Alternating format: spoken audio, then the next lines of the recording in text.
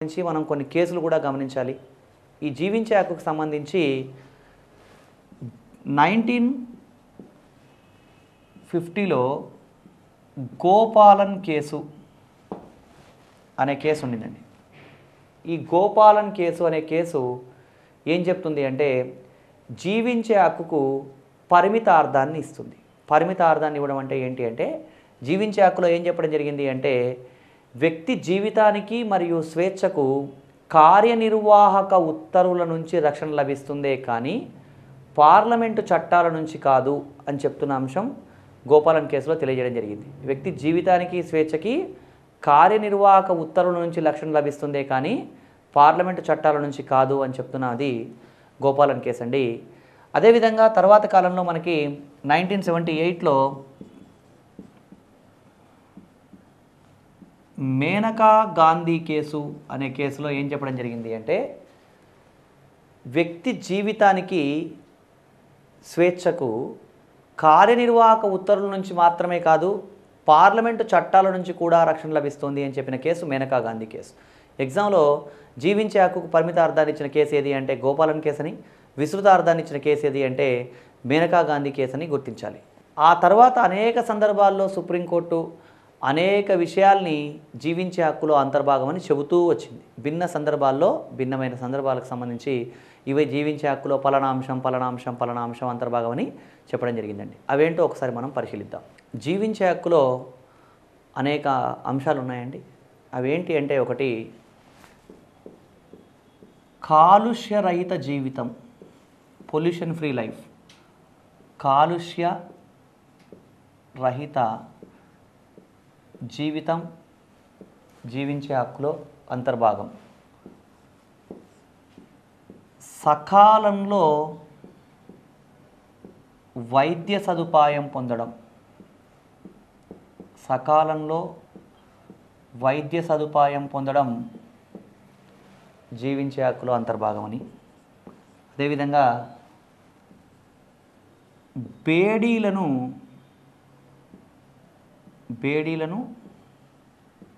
నిరోధించడం అంటే హ్యాండ్ కఫింగ్ని, బేడీలను నిరోధించడం జీవించే హక్కులో అంతర్భాగం.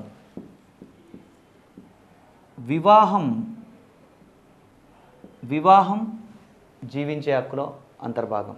వివాహం చేసుకోవడం కూడా ఒక హక్కే, అది కూడా జీవించే హక్కులో అంతర్భాగమే. అదేవిధంగా గృహ సదుపాయాన్ని పొందడం జీవించే హక్కులో అంతర్భాగం. గృహ సదుపాయాన్ని పొందడం జీవించే హక్కులో అంతర్భాగం.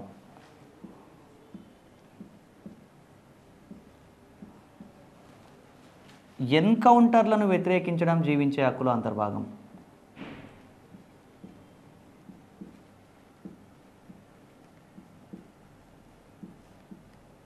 ఎన్కౌంటర్లను వ్యతిరేకించడం.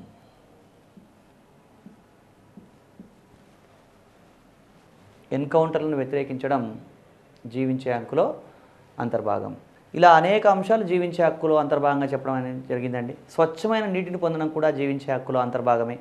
అదేవిధంగా ఒక వ్యక్తిని బహిరంగంగా ఉరి తీయడాన్ని కూడా వ్యతిరేకించే హక్కు ఉందండి ఒక వ్యక్తి. అంటే ఎవరికైనా మరణశిక్ష పడ్డ వాళ్ళని బహిరంగంగా ఉరి తీయకూడదు. బహిరంగంగా ఉరి తీయడాన్ని కూడా వ్యతిరేకించే హక్కు ఆ వ్యక్తికి ఉంది. ఇవన్నీ కూడా అనేక అంశాలు జీవించే హక్కులో అంతర్భాగమని భిన్న సందర్భాల్లో చెప్పడం జరిగింది. అదేవిధంగా ఒక వ్యక్తిని రాజ్యం నుంచి బహిష్కరించడం కూడా పొరపాటే. అంటే రాజ్య బహిష్కారం అనేది రాజ్యాంగబద్ధంగా తప్పండి. ఎస్సీ ఎస్టీ అట్రాసిటీ సందర్భాల్లో కూడా ఒక ప్రాంతం నుంచి బహిష్కరిస్తారే కానీ దేశం నుంచి బహిష్కరించడానికి వీల్లేదు. రాజ్యం నుంచి బహిష్కరించడాన్ని వ్యతిరేకించడం జీవించే హక్కులో అంతర్భాగం. అదేవిధంగా కస్టడీ మరణాలను వ్యతిరేకించడం మన హక్కు అండి. అంటే కస్టడీలో పెట్టి ఎవరిని ఒక వ్యక్తిని కొట్టి కానీ లేదా హింసించి కానీ చంపడానికి రైట్ లేదు. కస్టడీ మరణాలను వ్యతిరేకించడం జీవించే హక్కులో అంతర్భాగం. ఇలా భిన్న సందర్భాల్లో సుప్రీంకోర్టు ఇది జీవించే హక్కులో అంతర్భాగం అని చెప్తూ రావడం జరిగింది. ఇదంతా కూడా జీవించే హక్కుకు సంబంధించింది.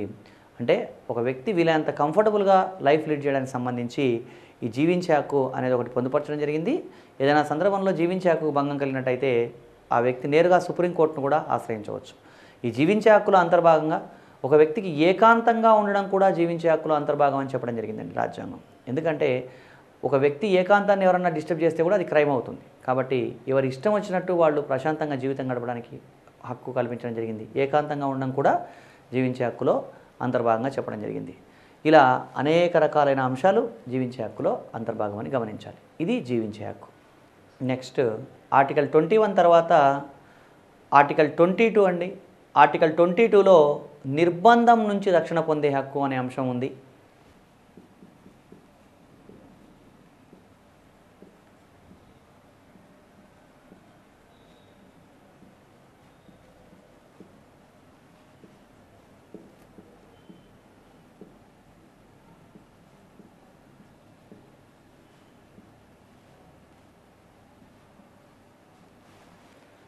నిర్బంధం నుంచి రక్షణ పొందే హక్కు అనే హక్కు ఉందండి. ఈ నిర్బంధం నుంచి రక్షణ పొందడం అంటే ఏంటి అని అంటే, ఈ నిర్బంధం ప్రాథమికంగా 2 రకాలండి. ఒకటి శిక్షాపరమైన నిర్బంధం, రెండవది నిరోధక నిర్బంధం. ఈ 2 రకాల నిర్బంధం నుంచి రక్షణ పొందే హక్కు పౌరులకు ఉంది. ఈ నిరోధక నిర్బంధానికి సంబంధించి అనేక రకాల చట్టాలు ఉన్నాయండి. పీడీ, మీసా, కాంఫోసా ఇలా అనేక చట్టాలు ఉన్నాయి. అదేవిధంగా ఊపా, టాడా, పోటా లాంటి చట్టాలు కూడా నిరోధక నిర్బంధ చట్టాలే. ప్రస్తుతం అమల్లో ఉన్నటువంటి నిరోధక చట్టం ఏది అంటే ఊపా, UAPA, unlawful activities prevention act. ఈ అన్ని రకాలైనటువంటి నిరోధక నిర్బంధ చట్టాల నుంచి కూడా వ్యక్తి రక్షణ పొందొచ్చండి. అంటే ఒక వ్యక్తిని అరెస్ట్ చేస్తే మామూలుగా 24 గంటల్లో కోర్టు ముందు హాజరుపరచాలి. అలా హాజరుపరచకుండా అంతకన్నా ఎక్కువ కాలం నిర్బంధించి ఉంచడానికి అవకాశం కల్పిస్తూ కొన్ని నిరోధక నిర్బంధ చట్టాలు ఉన్నాయి. అదే మనకి పీడీ చట్టం నుంచి మొదలుకొని ప్రస్తుతం ఉన్నటువంటి ఊపా, అన్లాఫుల్ యాక్టివిటీస్ ప్రివెన్షన్ యాక్ట్ వరకు ఉన్నటువంటి చట్టాలు. ఈ చట్టాల ద్వారా ఒక వ్యక్తిని నిర్బంధించి ఉంచినప్పుడు 24 గంటల్లోపు కోర్టు ముందు హాజరుపరచాల్సిన అవసరం లేదండి. అంటే అవి నిరోధక నిర్బంధ చట్టం ప్రకారం ఒక వ్యక్తిని నిర్బంధిస్తే అలాంటి సందర్భాల్లో కోర్టు ముందు హాజరుపరచాల్సిన అవసరం లేదు. దానికి సంబంధించి కొన్ని ప్రత్యేకమైన నిబంధనలు రాజ్యాంగంలో పొందుపరచడం జరిగింది. అలా ఒక 2 నెలల వరకు నిర్బంధించి ఉంచవచ్చు. ఇంకా అవసరం అనుకుంటే ఆ నిర్బంధాన్ని పొడిగించాలంటే హైకోర్టు న్యాయమూర్తుల సలహా బోర్డు అనుమతితోటి ఇంకా నిర్బంధాన్ని కూడా పొడిగించవచ్చు.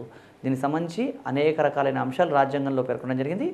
ప్రాథమికంగా మనకి ఆర్టికల్ 22 ఏం చెప్తుంది అంటే నిర్బంధం నుంచి రక్షణ పొందే హక్కు ఉంది. ఈ నిర్బంధం 2 రకాలు. ఒకటి శిక్షాపరమైన నిర్బంధం, రెండోది నిరోధక నిర్బంధం. ఈ 2 రకాల నిర్బంధాల నుంచి రక్షణ పొందే హక్కు పౌరులకు ఉంది అని చెప్తున్నటువంటిది ఆర్టికల్ 22.